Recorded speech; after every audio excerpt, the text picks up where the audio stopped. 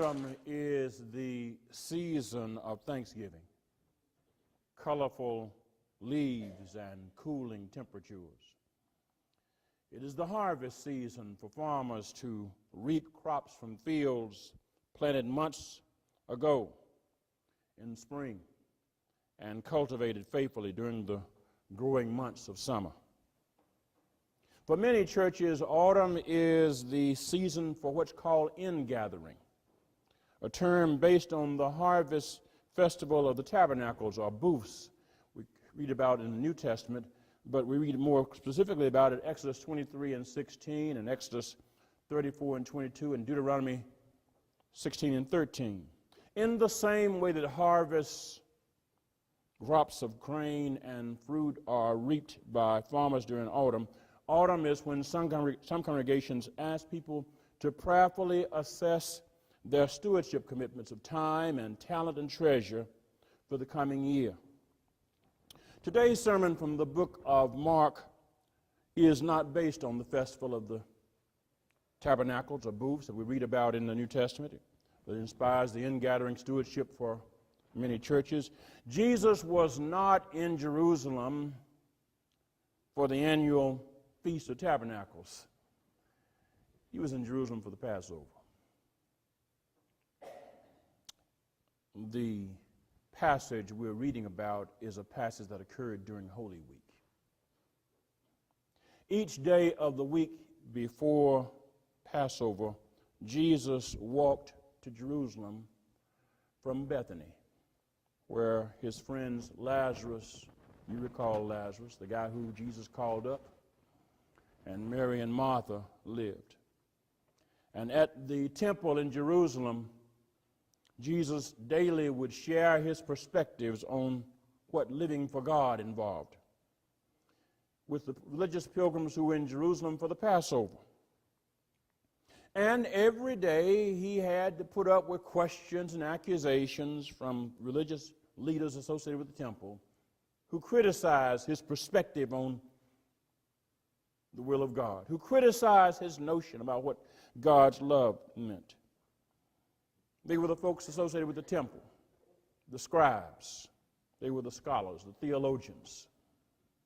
Mark 12:38 through 40 shows that Jesus didn't hold a very high opinion of the scribes. I like how Eugene Peterson puts it in the Message. He reads, he continued teaching, quote, "Watch out for the religious scholars. They love to walk around in academic gowns, preening in the radiance of public flattery, basking in prominent positions, sitting at the head table at every church function. And all the time they are exploiting the weak and helpless. The longer their prayers, the worse they get. But they'll pay for it in the end." Close quote. Jesus didn't have a very high opinion of the scribes. He considered the leaders of religion in the Jerusalem temple to be vain, self-dealing, and materialistic hypocrites who used religion to advance themselves and to exploit people who were weak and helpless.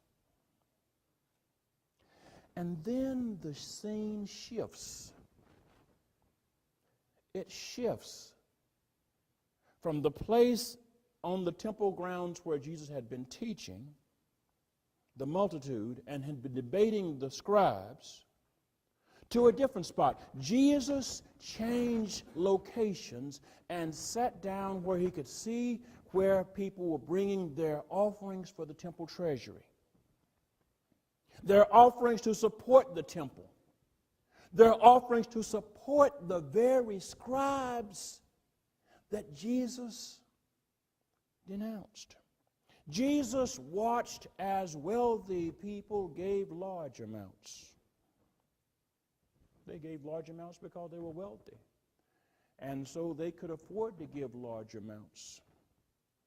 And he watched as a poor widow gave 2 copper coins, an amount far below anything the faithful wealthy had given, but much larger in proportion to her total income than what the wealthy people gave. You understand, 10% of a dollar is a dime. But if all you have is a dollar, that's a whole lot more than 10% of $1,000. If you have $1,000, 10% is $100. And a dime doesn't look like much compared to $100 unless you're living on a dollar.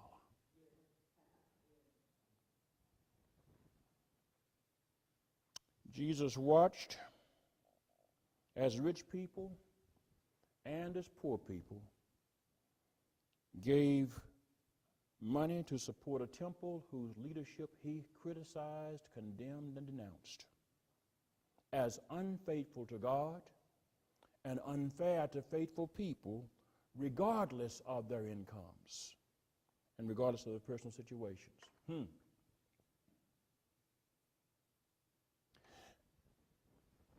And you know, because I'm kind of crazy, the thought came to me, if Jesus criticized the scribes for being hypocrites and materialists and told the multitude, watch out for them, be careful of them, why didn't Jesus stop folks from giving?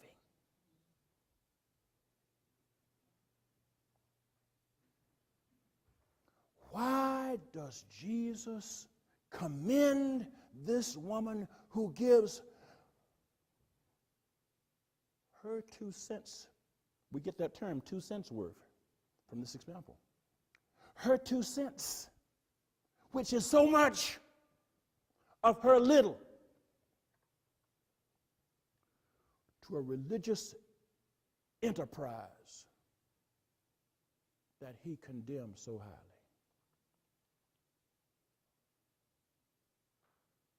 You probably thought about that too, I'm sure.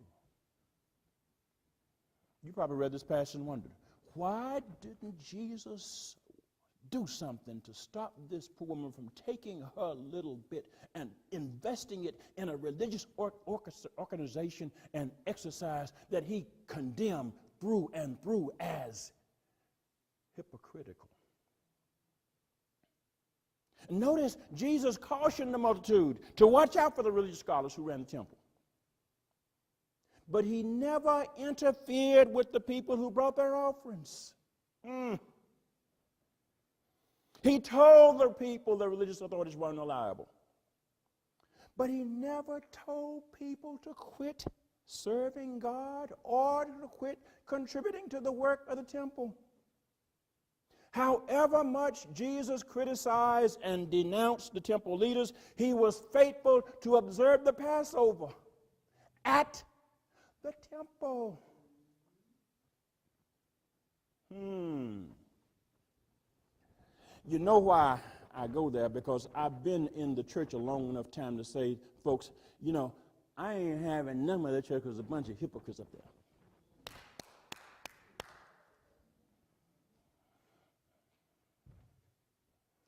There's Jesus watching people of all income levels contribute monies, vast sums or little sums, to a temple enterprise that he knew and had publicly condemned as unfaithful to God. Well, it seems that Jesus, although he realized that the religious leaders were untrustworthy, refused to tell people to stop contributing to the temple because he understood something. The religious leaders could be untrustworthy, but their untrustworthy did not make God untrustworthy.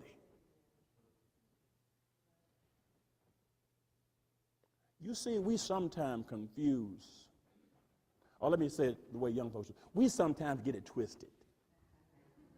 That's what the young people do. We sometimes get it twisted.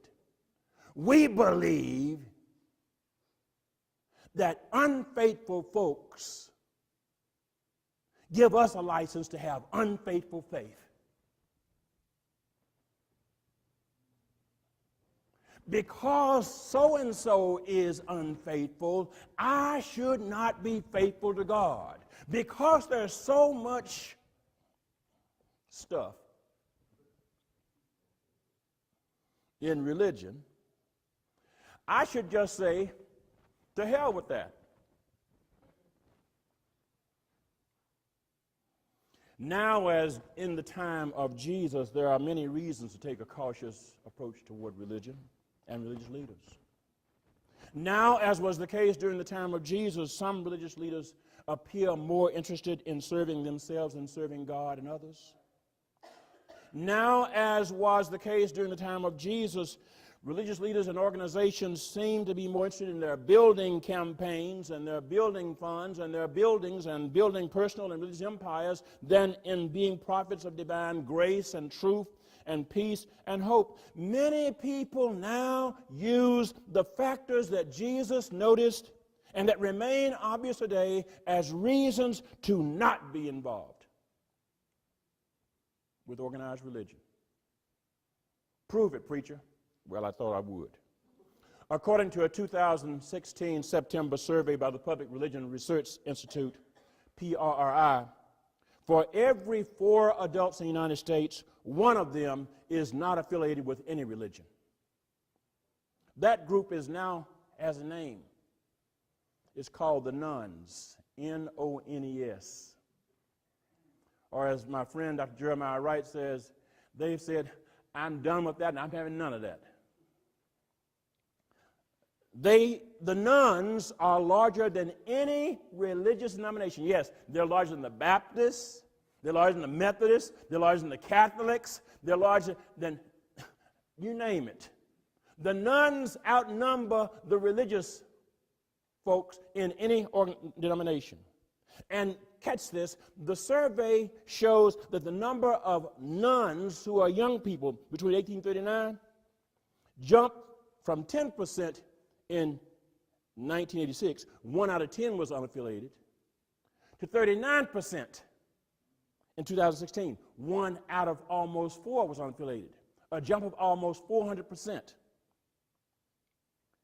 Catch this, young folks are saying, I'm done with the church. In 2017, a research study published by PRI contains the following findings. White persons who now self-identify as Christians are less than half the public. White evangelical Protestants, white mainline church Protestants, and white Catholics are in decline. There are 20 states, 1/5 of the nation, in which no religious group comprises a greater share of residents than the religious unaffiliated. The Nones outnumber the religious affiliated in 20 states. These states tend to be concentrated in the western U.S., although they include a couple of New England states, Vermont,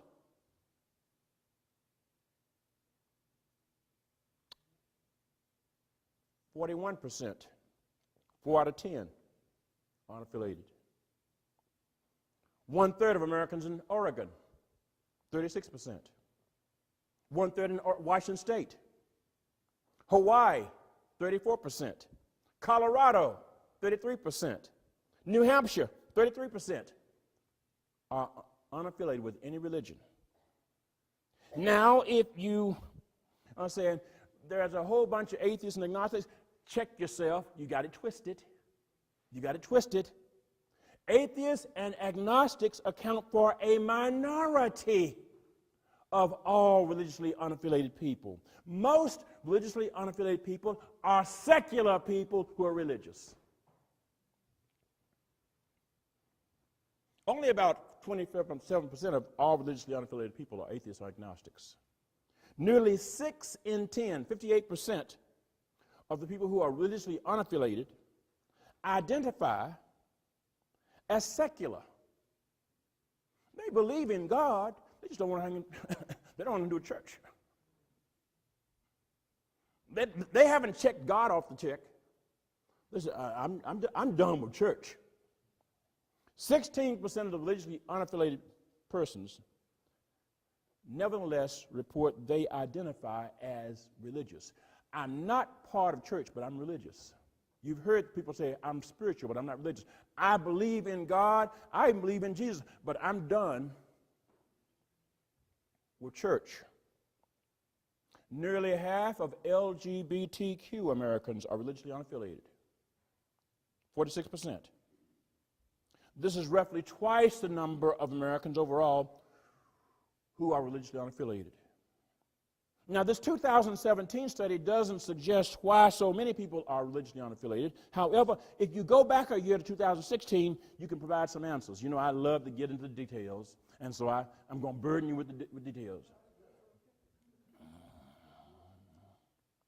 Among the reasons that Americans identified as important motivations in leaving their childhood religion are these. Number one, they stopped believing in the religious teachings. 60%. 6 out of 10 folks said, I stopped believing it. Or their family was never that religious when they were growing up. 32%. And then we have folks who said, they had negative religious teachings about how people were treated. And especially how gay and lesbian people were treated. More and more young folks saying, listen, I left the church because I could not see the love of God in the way some people I know ought to be treated. People I know who are LGBT are being treated hatefully by folks who say God is love. And so I'm done with that. You might be interested in knowing that fewer than 1 in 5 Americans who left the church of their childhood point to the clergy sexual abuse scandals, or a traumatic event in their life, or the congregation becoming too focused on politics as an important reason for disaffiliating. Among those who left their childhood religion, women are twice as likely as men to say negative religious teachings about how gay and lesbian individuals are treated was a major reason they chose to leave their religion. Women are also about twice as likely as men to cite the clergy sexual abuse scandal as the reason they left their childhood faith. Young adults who left their childhood faith are more than 3 times likely than seniors to say negative religious teachings about treatment of gay and lesbian community was the primary reason why they left their childhood faith. Jesus cautioned the scribes who led organized religion in Jerusalem, and he criticized them. Yet he cautioned the multitude to beware of them. At the same time, nowhere in this passage do we see Jesus telling people to give up on God or even stop being affiliated with the religion whose leadership he denounced for being vain, materialistic, self-serving, and even predatory. Jesus didn't act like we do. Jesus saw the same kind of stuff we do, but Jesus didn't act like we do. Jesus didn't tell people to stop observing Passover. Jesus didn't tell people to stop bringing offerings to support the temple treasury. Jesus didn't give up on religious leaders despite how much he condemned them. He didn't give up on religion despite his condemnation of the people who were leading it. He didn't stop the poor widow from bringing her 2 coins to support the temple. She was a widow. She was a widow. Let me say it. She was a widow in a patriarchal society, a patriarchal age. She had no income. She had no pension.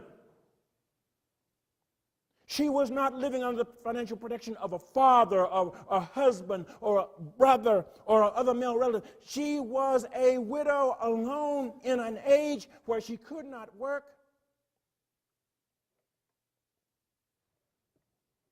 And unlike the wealthy people who paid large offerings in the temple treasury from their prosperous incomes and land holdings, this poor woman had nothing.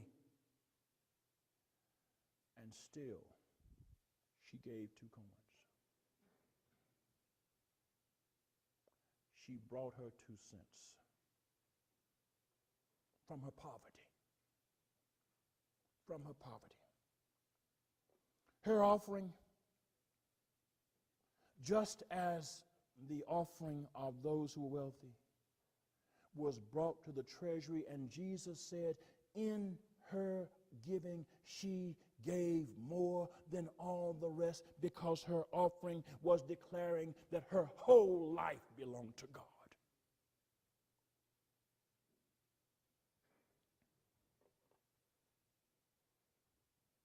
When you give 2 cents and you're broke, you trust in God for everything.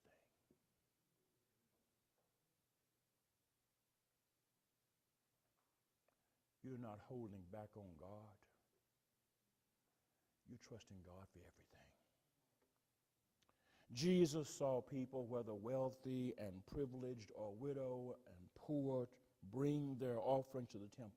Their offerings, whether wealthy people or from a poor widow, testified that God was worthy of their faith, even though there were flaws in the practice of their religion.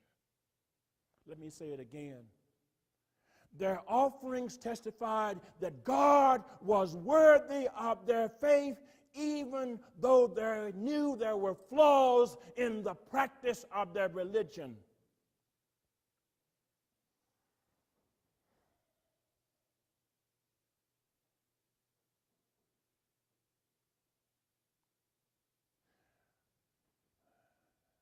This poor widow couldn't go all the way into the temple grounds. She was a woman. And there were some places on the temple grounds she couldn't go because of who she was. It had nothing to do with her morality. It had to do with her gender, her sex. And because she was a woman, she was discriminated against, and yet she brought her 2 pennies.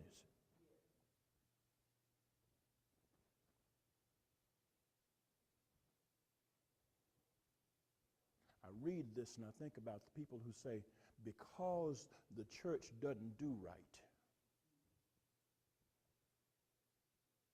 I have a right to give God nothing.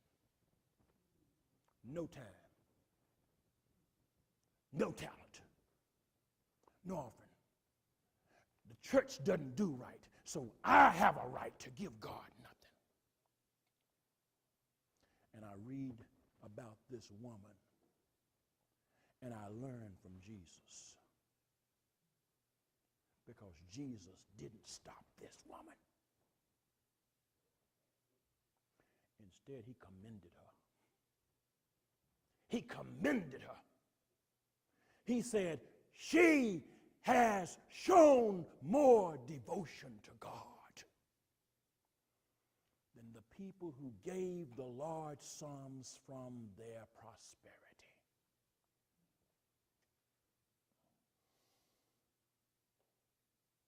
Don't get it twisted. We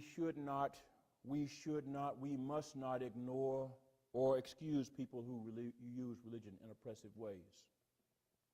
We should condemn with Jesus and should denounce with Jesus people who use religion as excuses for doing injustice.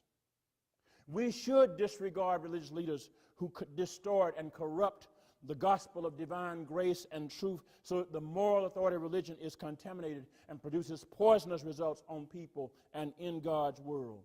But that does not give us a reason to give up on religion or on God. The poor widow didn't give up on religion despite the fact that women were not allowed to become priests and scribes. She didn't give up on religion despite the fact that women, people who were not ethnic Jews, people who were not physically able-bodied, people who were sexual minorities, were not embraced, were not permitted to experience all the rituals and all the benefits and all the fellowship of divine worship.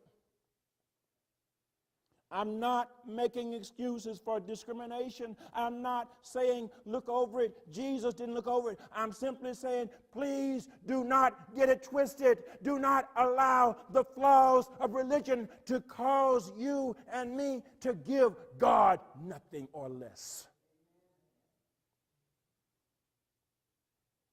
What are you saying, preacher? I'm saying God is worthy. God is worthy. God is worthy of our devotion, even when people in religion misuse religion to oppress us. God is worthy. God is worthy of our devotion, even when people in religion are unfaithful concerning their religious duties. God is worthy. God is faithful, even though we live in an age when people have become so disgusted with religion, they are forsaking religious affiliation. God is still worthy. Now, as in the time of Jesus, there are charlatans, there are hypocrites, there are opportunists in religion. This ain't no different change. I know it's bad grammar, but look, folks didn't just turn to be hypocrites lately. Hello? Don't get it twisted. Now, as in the time of Jesus, there is a wide gap between people who are wealthy and privileged and people who, like this widow, are poor and vulnerable. And now, oftentimes, we, as in the time of Jesus, we see religious people throwing themselves in front of the wealthy folks, giving them the special treats, special seats, special perks, special attention.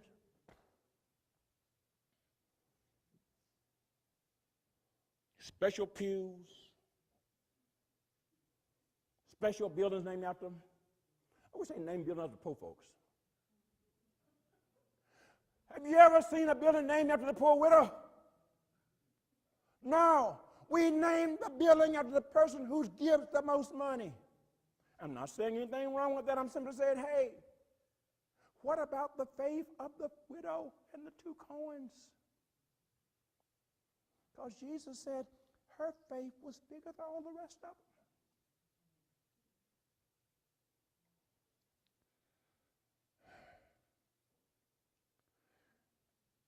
There is a last point I need you to put on this.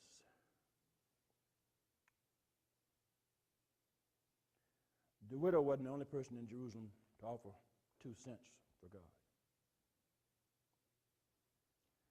Jesus was in religion, was in Jerusalem to offer his 2 cents. Jesus was in Jerusalem to offer his 2 cents. Just like Jesus knew the temple was unworthy, God knows the world is unworthy. God so loved the world. Jesus was in Jerusalem to offer his 2 cents for God, because God believes that imperfect humanity, immoral humanity, materialistic humanity, hypocritical humanity, materialistic humanity is worth giving God's all to save. Jesus was in Jerusalem because God refuses to become a nun. God refuses to become unaffiliated with us, even when we have given up on ourselves, and even when we've given up on religion. Beloved, you and I are heirs to a faith that stubbornly insists on trusting God despite human wickedness, whether the wickedness appears in religion or not. We are heirs to the faith of a poor widow who gave her 2 cents because she refused to allow human wickedness to turn her away from God. In the same way that Jesus marveled at her faith, let us live and let us give ourselves to God. And in the same way that Jesus offered his life, let our living and our giving show that we trust the redeeming power of God's love more and believe that God is worth more than human repression in religion and in all the rest of life. And then we will make our 2 cents cause God to take notice. Amen.